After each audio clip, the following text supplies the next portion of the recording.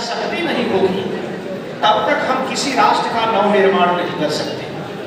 तो राष्ट्रीय सेवा योजना का महत्वपूर्ण जो उद्देश्य है, जो हमारी युवा पीढ़ी की जो ऊर्जा है, उसको अनुशासित ढंग से रचनात्मक दिशा में क्रियाशील करने की आवश्यकता है। तभी हमारा राष्ट्र सुरक्षित रह सकता है, हमारा देश सुरक्षित रह सकता है। राष्ट्र की परिकल्पना भी बड़ा महत्वपूर्ण है। राष्ट्र और देश में लोग अंतर नहीं समझ पाते हैं, लेकिन दोनों ही महत्वपूर्ण बिंदु हैं। राष्ट्र जो है सांस्कृतिक इकाई है और देश भौगोलिक इकाई है। तो राष्ट्र के अंतर्गत देश भी समाहित है और राष्ट्र के अंतर्गत भूमि होती है, जनता होता है, वहाँ की अनुशासन, शिक्षा व्यवस्था, जितने भी राष्ट्र के लिए आवश्यक है सारी व्यवस्थाएं उसमें समाहित है। एक संप्रभु राष्ट्र के लिए ये आवश्यक है कि वह कोई भी निर्णय, कोई भी अधिकार, कोई भी काम करने में स्वतः समर्थ होता है। तो ऐसी स्थिति में राष्ट्रीय सेवा योजना में का जो कार्यक्रम है, उसके माध्यम से हमें राष्ट्र को आगे बढ़ाना है। इसके लिए हमें 3 चीजों की आवश्यकता पड़ती है: श्रम, समय और शक्ति। ये 3 महत्वपूर्ण बिंदु हैं, इस पर हमें चर्चा करनी है। श्रम, समय और शक्ति। श्रम, समय। तो हमारे युवाओं में जो ऊर्जा है, जो शक्ति है, वो अद्भुत है। और शक्ति जब अनुकूल दिशा में, रचनात्मक दिशा में क्रियाशील होती है तो उसका सदपरिणाम मिलता है। लेकिन वही शक्ति यदि नकारात्मक दिशा में क्रियाशील हो जाए तो उसका दुष्परिणाम भी मिलता है। और ये शक्ति का सदुपयोग कैसे हम करें, कैसे हमारे भीतर सांस्कृतिक चेतना का विकास हो, क्योंकि राष्ट्र का निर्माण जो होता है वो संस्कृति से माध्यम से होता है और संस्कृति हमें एकता के सूत्र में बांधने का काम करती है। तो जब तक हम एक नहीं होंगे, जब तक हमारे भीतर संगठन नहीं होगा, जब तक हमें कोई अच्छा मार्गदर्शक नहीं मिलेगा, तब तक हम अपने शक्ति का रचनात्मक उपयोग नहीं कर सकते। तो हमारे ऋषियों ने कहा कि सह नव अवतु, हमें साथ साथ रक्षा के कार्य में प्रयत्नशील रहना चाहिए। साहचर्य में सर्जना का सामर्थ्य विद्यमान है। यदि हम साहचर्य के साथ रहेंगे तभी नवनिर्माण कर सकते हैं, तभी हम देश की सुरक्षा या रक्षा कर सकते हैं। और लेकिन ये साहचर्य का भाव हमारे भीतर विकसित कैसे होगा? तो कह रहे हैं कि सह नव भुनक्तु, हम साथ साथ भोजन करें, हम साथ साथ बैठकर एक दूसरे के सुख दुख का अनुभव करें, हम साथ साथ मिल करके हमारी जो आर्थिक संपदा है उसका सदुपयोग करें। अब साथ बैठकर खाने से क्या होता है? और इसी वाक्य में महत्वपूर्ण बिंदु जो है सह नव अवतु सह नव भुनक्तु, ये भोजन करने का जो साहचर्य है, साथ में बैठकर भोजन करने के माध्यम से हमारे भीतर, सभी युवाओं के भीतर, संपूर्ण जनता के भीतर प्रेम का भाव विकसित होगा। हमारे भीतर जो संस्कृति के विघातक तत्व हैं, जैसे स्वार्थपरता है, काम है, क्रोध है, लोभ है इत्यादि, या छुआछूत का भाव है, जातीय भावना है, सामाजिक विद्वेष का भाव है, ये तमाम चीजें जो है हमारे राष्ट्र के विघातक कारण है। तो इनसे हमारी संस्कृति कैसे अलग हो, इनके सांस्कृतिक मूल्यों के माध्यम से कैसे हम अपनी ऊर्जा का, शक्ति का रचनात्मक दिशा में उपयोग करें, प्रयोग करें, इस सह के साथ ही हमें प्राप्त होता है, साहचर्य के द्वारा ही मिलता है। जब सभी साथ मिलकर रहेंगे, साथ मिलकर तभी रहेंगे जब हमारे भीतर किसी प्रकार का द्वेष भाव नहीं होगा, जब हमारे भीतर अहंकार नहीं होगा, जब हमारे भीतर ऊंच नीच का भाव नहीं होगा। तो राष्ट्रीय सेवा योजना का जो कार्यक्रम है, इन सारी विसंगतियों को दूर करने का की शिक्षा देती है, प्रेरणा देती है। जितने भी यहाँ विद्यार्थी हैं, भिन्न भिन्न प्रांतों से आए हैं, भिन्न भिन्न प्रदेशों से आए हैं, लेकिन सब महाविद्यालय के विद्यार्थी हैं, स्वयं सेवक हैं। अगर यहाँ पर ये भाव उनके भीतर पैदा हो जाए कि मैं तो उच्च कुल से आया हूँ, यह निम्न कुल का है, ये यहाँ से आया हुआ है, क्षेत्रवाद, जातिवाद, संप्रदायवाद, जितने भी तत्व हैं ये हमारे राष्ट्र के निर्माण के अवरोधक तत्व हैं।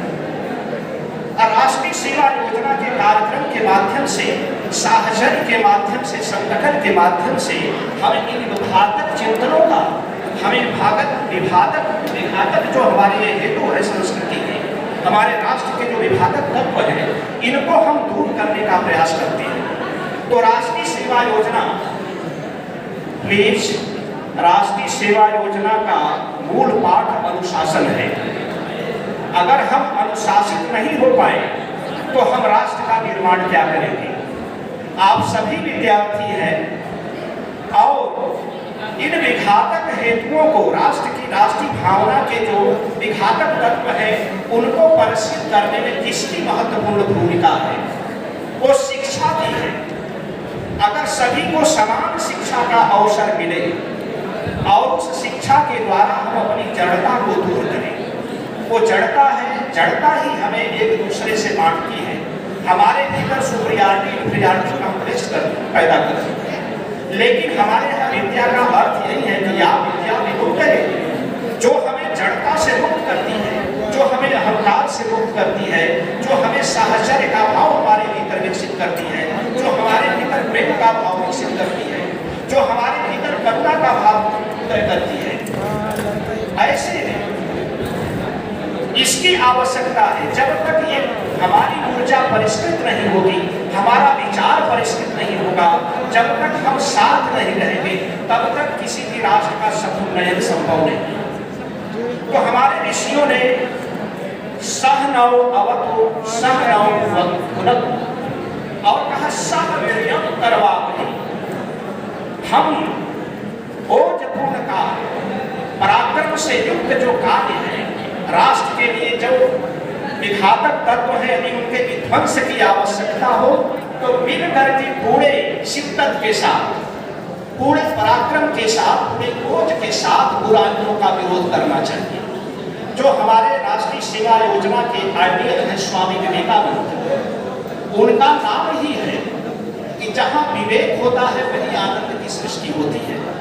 अब विवेक क्या है, शुभ क्या है, अशुभ क्या है, क्या असत है, क्या सत है, अगर यह विवेक जागृत हो जाएगा और हम सन्मार्ग के पथिक बन जाएंगे, हमारी ऊर्जा का रचनात्मक उपयोग होगा, तो निश्चित है कि आनंद की सृष्टि होगी, आनंद का अनुभव होगा। तो ये जो हमारे आइडियल पुरुष है राष्ट्रीय सेवा योजना थी, इनके जीवन से यही प्रेरणा मिलती है। इन्होंने कहा था कि युवा वही है जिसमें बुराइयों को दूर करने का साहस व मादा हो, उसे हम युवा कहते हैं। जो परिवर्तन लाने का मादा रखता हो, जिसकी ऊर्जा का रचनात्मक उपयोग हो और रचनात्मक सर्जना हो, सृष्टि हो, उसे हम युवा कहते हैं। वो सामर्थ्य है आप लोगों में, क्योंकि आप भारत के भविष्य हो। आज की युवा पीढ़ी हमारे भारत की भविष्य है, और जब आपकी ऊर्जा अनुशासित होगी, रचनात्मक दिशा में क्रियाशील होगी, तो हमारे राष्ट्र को आगे बढ़ने से कोई रोक नहीं सकता। तो निश्चित है कि नव निर्माण के लिए हमें बुराइयों का विरोध करना आवश्यक है, चाहे वो सांस्कृतिक बुराई हो, चाहे किसी प्रकार की बुराई हो, चाहे भावात्मक भाव जगत की बुराई हो। उन बुराइयों से हमें दूर रहना है। क्षेत्रवाद, जातिवाद, संप्रदायवाद, तमाम प्रकार की बुराइयां हैं जो हमें पतन की ओर ले जा रही हैं। तो हम इस शिक्षा के माध्यम से जो हमारे अंतर्गत, हमारे जो बुद्धिगत ये सब नकारात्मक भाव हैं, नकारात्मक चीजें हैं, उनको सकारात्मक ऊर्जा के द्वारा, ज्ञान के द्वारा, धर्म के द्वारा, वैराग्य के द्वारा, ऐश्वर्य के द्वारा उसे नियंत्रित करने की आवश्यकता है। ये हमारी आज मनीषा का यही चिंतन रहा है। इसी के माध्यम से वो राष्ट्र की एकता की कल्पना करते हैं। उनका उद्घोष सर्वे भवन्तु सुखिनः, सर्वे सन्तु निरामयाः, सर्वे भद्राणि पश्यन्तु मा कश्चित् दुःखाय भवेत्। सर्वे भवन्तु सुखिनः, सभी को अगर सुखी देखना चाहते हैं, हमारा राष्ट्र सर्व सुख की कामना करता है, सर्वहित की कामना करता है, लोक मंगल की कामना करता है। और ये सर्वहित जो है कैसे होगा? जब हमारे सत्कर्म होंगे, जब हम अच्छे विचारशील होंगे, जब हमारे भीतर विज्ञान का प्रकाश होगा, जब हम शुभ और अशुभ को समझेंगे, तभी हम सर्वहित के बारे में सोच सकते हैं। तो राष्ट्रीय सेवा योजना के माध्यम से जो शिक्षा व्यवस्था है, उस शिक्षा के माध्यम से इन सारी बुराइयों को दूर करने का प्रयास किया जाता है।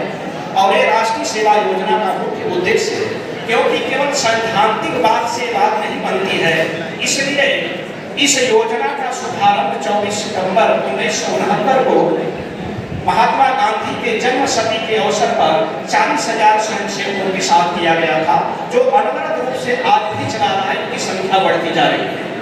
तो विभिन्न कार्यक्रमों के माध्यम से, नुक्कड़ नाटकों के माध्यम से हम इस कार्यक्रम को करते हैं। दूसरी बात जो है, ये शक्ति की बात हुई और श्रम की आवश्यकता क्या है। अगर उद्देश्यहीन श्रम होगा तो उससे कोई नव निर्माण नहीं हो सकता, न किसी राष्ट्र का विकास संभव।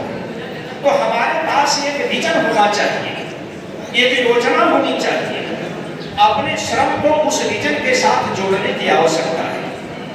तो श्रम तो सभी करते हैं, शक्ति तो है, तो चाहे वो नकारात्मक दिशा में या सकारात्मक दिशा में वो तो प्रभावित होगी।